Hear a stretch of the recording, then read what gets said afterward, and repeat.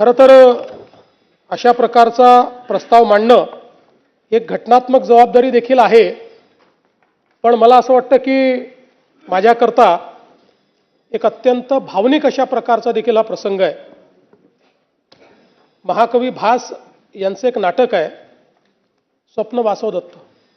आपल्याला माहिती आहे त्यातला एक संस्कृत श्लोक आहे, काष्ट गतो ही पावका काय दहती मित्र शोकस्तु हृदयमस्तीच दहती.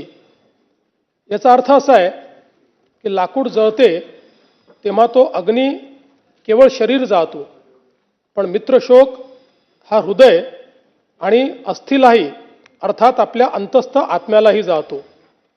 अजितदादांसारख्या एका सच्च्या मित्राचा सहप्रवासाचा असा मृत्यू होणं ही खरं म्हणजे केवळ राजकीय हानी नाही, तर आपल्या सर्वांच्याच अंतःकरणाला प्रचंड वेदना देणारी अशा प्रकारची बाब आहे.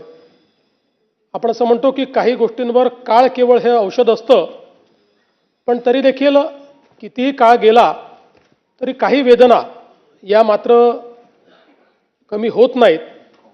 अशा प्रकारची निश्चितपणे ही एक वेदना असणार आहे. आपण अनेक वेळा राजकीय नेत्यांच्या निधनानंतर पोकळी निर्माण झाली अशा प्रकारचं वक्तव्य करतो. खरं म्हणजे ज्यावेळी एखादा ज्येष्ठ नेता आपल्यातनं